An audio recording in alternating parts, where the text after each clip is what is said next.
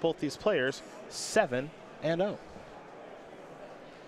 But a lot of Cooper Johnson's good draws on the play will make Mullen's hand look silly. I think I can agree with that. You don't get a whole lot of disruption. Meddling Mage is the real prize for Mullen when he's on the draw. Well, Mullen's going to start things off with the Cavern of Souls, naming humans, and into an Ether Vial. Pass the turn back over to Johnson. Johnson has an island, and that's a sleight of hand. New cantrip in this deck, of course, is Opt. 4 copies there. Sleight of hand, going to add a card over to Cooper's hand. Mullen's going to move his vial up to 1. And it is kind of interesting because there is just the Meddling Mage test. There's another Cavern of Souls. And if there's a Meddling Mage on Grape Shot here, like I said, this game is over. It's a Kite Sail freebooter, however. Still not bad. Not bad at all. Going to get a good look at what Johnson is working with. Maybe you want to take one of these cost reducers if he has one. You see the hand here of Mountain and Steam Vents. There's a Gifts Ungiven. An Opt, a Desperate Ritual, a Pyretic Ritual, and a Sleight of Hand. I'm guessing because this hand, you can't really cut him off of mana, and you really can't cut him off the selection, that Gifts Ungiven would be the selection. One of the best cards in the deck, one of the namesake cards, hence the Gifts in the Gift Storm title, and probably the best card to take from this hand. Though, selfishly, I'm taking a look at my bingo sheet. Gifts Ungiven cast for 3 mana happens to be on there. I think maybe I'd like to see it stay. Though I don't think it will.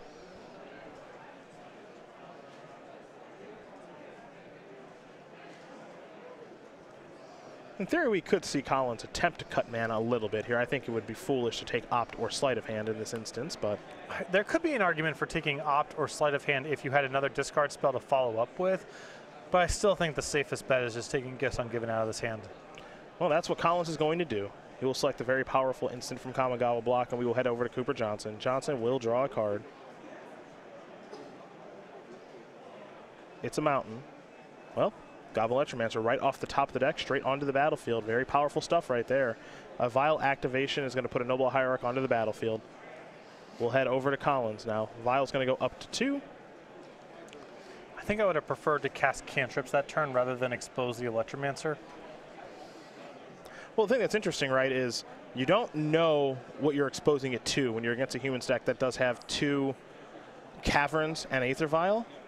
Like, I guess in theory you could be exposing it to removal, but you don't know that Collins doesn't have any removal? If it's a deck that's playing creatures all on its own turn, I think my preference would just be cantrip a bunch and try to play the Electromancer in a turn where you're actually going to win the game with it, which is not that hard to do with 2 rituals in hand plus whatever you're getting off of the Opt.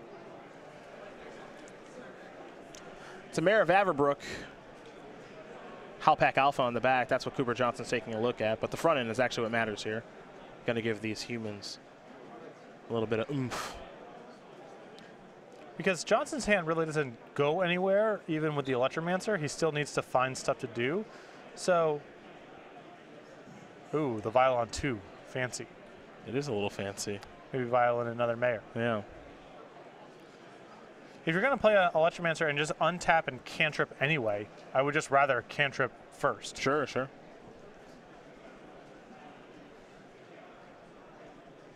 We're going to go over to Cooper Johnson now. He's going to draw a card. He's picked up an island. Steam Vents over there along with Desperate Ritual, Pyretic Ritual, Opt, and there's a Sleight of Hand. Sleight of Hand's going to resolve. Take a look at the top 2. Desperate Ritual in there. You know, it's really nice having that Vial on 2 and a freebooter in hand. Which he does have currently. And you just respond to a ritual with a freebooter. Mm-hmm. Oh, yeah. You're into that, huh? Yeah. Vialing in creatures that have discard is awesome. I'm going to stop you right there. Opt. Scry 1. That card's going to go to the bottom. Now it's in Cooper's hand. Cooper's hand is loaded with mana. Going to activate the Vial. How about a little freebooter? It's a mana party. Two Desperate, 1 Pyretic. You know, I would like take the Pyretic so that Meddling Mage. I don't know. Spell Gets Spliced is on my bingo board. So I'd leave him with 2 Desperate Rituals. I actually probably would do it because of Meddling Mage, though. But I think if you draw Meddling Mage, you're still just naming Grape Shot. You're just naming Grape Shot and game's over, yeah. Who? Well, hello. He's going to take Pyretic Ritual. We're live for a little splice where everything's nice. Let's go over to Collins now. He's going to get this battlefield organized a little bit here. Will the Grand Prix Washington, D.C. runner-up.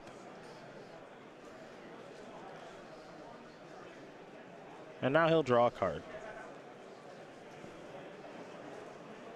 I did not get a great look. Another freebooter. Well, we know he's got that. Looks like there's some sort of land here. Just a plains and a nice one. Thalia's Lieutenant, pump up the jam. So that was what the attack was about with the 1/2 Noble Hierarch into Electromancer the previous turn. Got it. Everybody's getting bigger. And yeah, now this is the easy part, which is attack. I mean, it's a pretty good clock, man. Yep. Not lethal this turn, but next turn should be overwhelming. Yeah. And I think Mullen still has freebooter left over with the vial on too. Yep, that's the last card in his hand.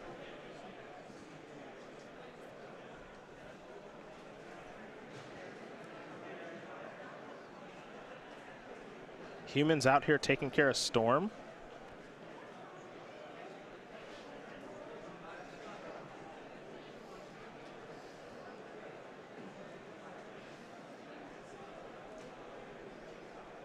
Draw step. Freebooter.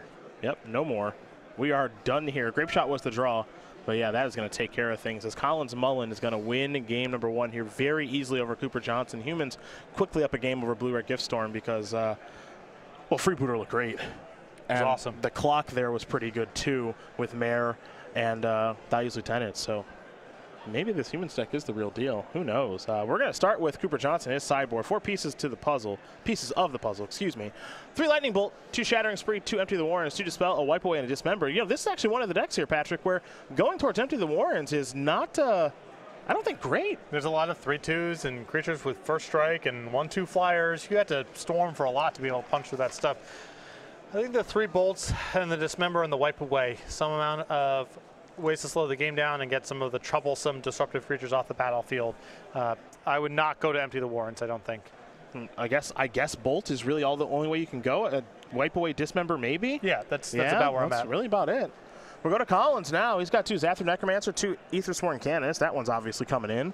2 Vithian Renegades, 2 Fiend Hunter, 2 Izzet Static Caster, 2 Tireless Tracker, a Reflector Mage, that's the 4th one in the board, a Mirran Crusader, and an Inoffensive of the Foremost. The Canonists here are the stars for this matchup. Obviously just really great and disruptive here. I could see bringing in the 1 copy of Mirran Crusader. It's just being faster than some of the other 3-drops, but the Canonists really stand out. You know, I like the Inoffensive here too in this matchup. That text of anytime any card goes to a graveyard from anywhere for the opponent, it gets exiled. Yeah, it's just going to, depending on when you play it, you know, you're going to be able to stop the Past and Flames kill if things line up a certain way. And it's just a one of that's probably better than a couple other cards here. So yeah, the Reflector Mages are really easy to cut, and there's probably other, you know, low power, contextually low power creatures. You know, Manus Rider maybe isn't good enough. So some easy cuts here for Mullen to make room. Pretty good matchup here for Collins. Don't know how many times he's played against Storm so far this weekend. We're watching one right now in front of us, and I think he's in a pretty darn good spot. And we didn't even see Thalia or Meddling Mage in that first game. These players will get ready here for game number 2. Cooper Johnson will be on the play. And we're going to talk one more time today about a StarCityGames.com weekly sale. It's going to end on Monday, and you're going to get 25% off. Not hundreds. Thousands, literally thousands of rares on sale right now. It goes on StarCityGames.com/weekly sale. Every Monday, 11 o'clock, new sale. Make sure to be going back to the website at least once a week. Check it out. And right now, 25% off. Literally thousands of rares, which could mean a lot of different things. Perhaps some rares that you would like to own at discounted prices. Go to StarCityGames.com/weekly sale. Well done. I was really born to pitch advertising copy. It's nice. Not everyone gets to find their calling, you know? Some people, they just do a job because it's how things worked out. But I got to manage myself in such a fashion that I got to pursue my real passion. You kind of backdoored your way into it. Hawking your wares. At StarCityGames.com. That's right. That's what we're doing here in the booth. Cooper Johnson looks like a pretty young kid playing some Storm here. He's off to a great start, though. 7-0. Looks like it might be a pretty bad matchup for him, though. I'll be honest. I think play draw matters a lot. Mullen doesn't really do a whole lot on turns 1 and 2. He's got, you know, a freebooter. Meddling Mage is the real star if you can find it. But that kind of opening is going to get him killed on third turn. I guess Thalia's Guardian of the Raven's a good 2-drop too. I guess he's got enough where if Johnson just has the draw on the play on turn 3, there's a good shot Mullen has something to break it up. It's a lot of 2s. Probably underestimated initially. That's a lot of good 2s. Yeah, a lot of 2s for sure. Finally getting to see Storm here this week, and that was really kind of the only missing piece to the puzzle. We've seen various takes on Death Shadow, 5-color from Clay Spiegelmeyer and Chris Anderson. Grix's Death Shadow as well we have seen a little bit of. We kick things off with Bant counters company in the hands of Kyle Bogmees. Bogmees actually losing last round, 6-1, lost to Green-Black Tron, which is 7-0 now. So Modern is doing what Modern does, which is just a little bit of everything. It's in a nice place right now. I think it's an unfortunate consequence of, you know, having a format that's been largely managed by bands. Whenever it feels a little bit off, some percentage of people start clamoring for them. And I think the format's just in a pretty good spot right now. I wouldn't change a thing right now. I'm very happy with Modern. I don't think anything needs to be unbanned. You know, there is a Pro Tour coming up, Rivals of Ixalan, where they said they might unban something before it. I don't think that's going to be the case. So I think we're in a pretty healthy place as things currently do stand.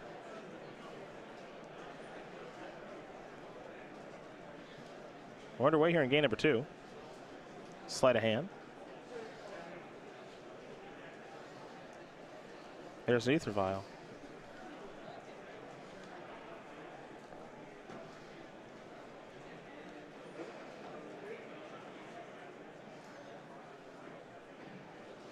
And that's a Spire Bluff Canal.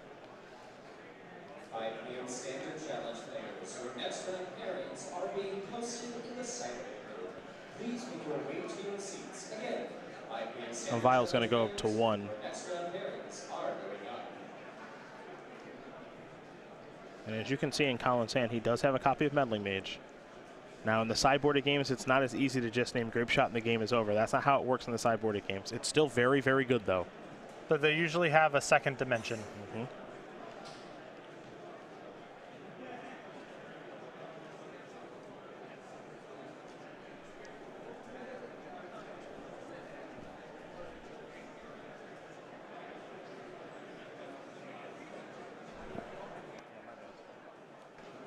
Windswept Heath.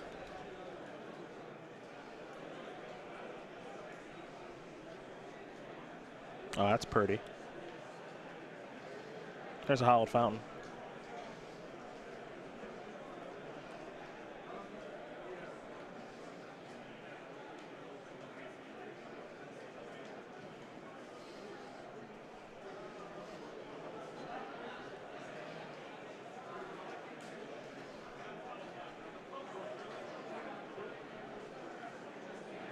A vial on 1 for a champion of the parish.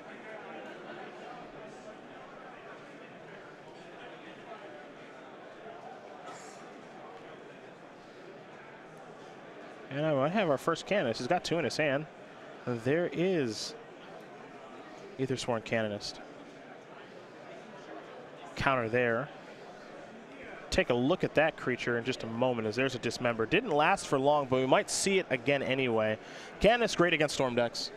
We've seen it in Legacy. We see it here in Modern a little bit as Storm has certainly picked up in popularity. And I like opening there with a Canonist with a second one in hand. If your Canonist doesn't die, cool, game's on easy mode. And if it does die, you have a second copy, and the second copy doesn't do anything normally. So I like that sequencing. Team Vent's going to end the battlefield on tap there for Cooper Johnson. Does he have somewhere to go here with a Storm? Well, it looks like the answer is yes. Here's Pyretic Ritual. Looks like a young Caleb. Getting out the Storm counter and getting out the mana thingies. Oh, no. Oh, splice that. Oh, splice that. Oh, hi. This Little Splicerooski. Bing. Little splice. And And everything's nice. Does that get you to 4 on anywhere, or are you still No, on still on threes? threes. Still on threes. And now here is empty them their warrens, most likely. This just doesn't seem like enough stuff. 10 goblins? What do you mean? I mean, maybe this is just what his hand lets him do. It is. Like, he's got pieces to the puzzle. Yeah. That's really it. The hope is that he can kind of slog through this with his 10 goblins. You know, if he had some sort of, you know, if he was able to make 12, I would feel good about this. Yeah, 12 would be the number where I think it's, you start having some hope. But, you know, he's still drawing to, you know, he's got pieces of the puzzle. He's got probably some lightning bolts in his deck. Might be enough. Oh, it's actually only 8? Oh, 8 is, that's not even. Yeah, I don't care about 8. 8's not a lot. Especially because, like, the random creatures that. A 1/2. Yeah, it's just like a 1/2. The freebooter. It takes the pieces of the puzzle, and it's not very, you know, it's got an extra point of toughness. Not even trading. Looks like that's the Temple Guard that's going to the battlefield tapped.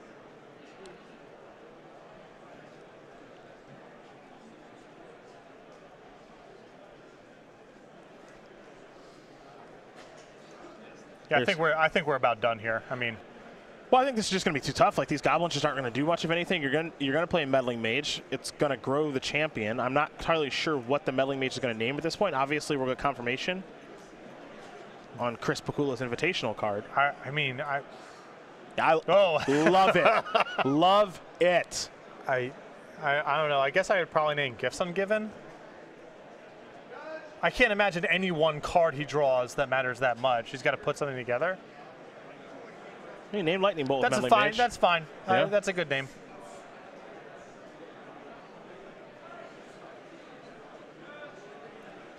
Yeah, because I guess if he draws Lightning Bolt, then he gets his pieces back, and then that's sort of like cobbling together a gifts. That's actually kind of interesting here too, because if Cooper attacks with everything, he actually just dies on the attack back, which I don't. Yeah, he doesn't. See, he doesn't know that. But you know, 2 goblins are going to die, and so Collins is going to untap. He has a Mantis Rider in his hand, which also gives +1/+1 to the champion of the parish.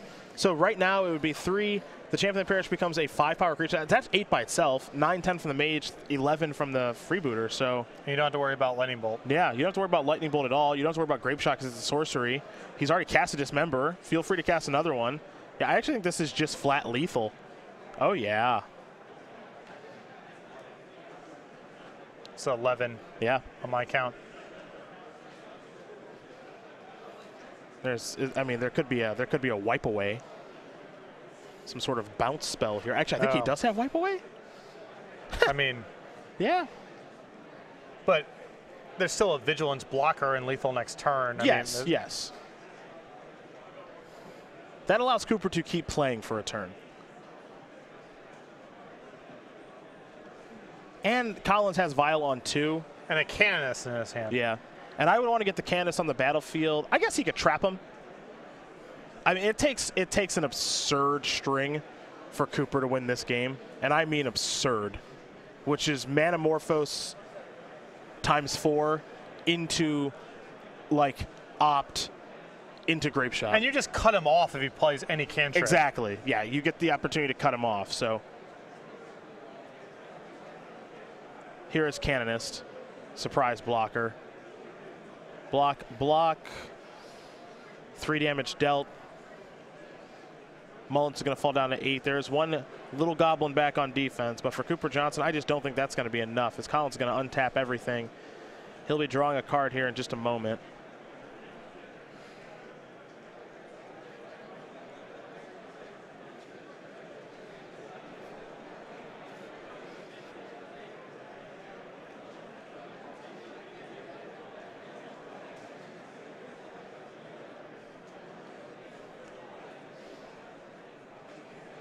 There's champion of the parish. Here comes everybody. And it's an extension of the hand. Collins Mullen going to win this match over Cooper Johnson. 2 games to 0. Humans. All 5 colors of them.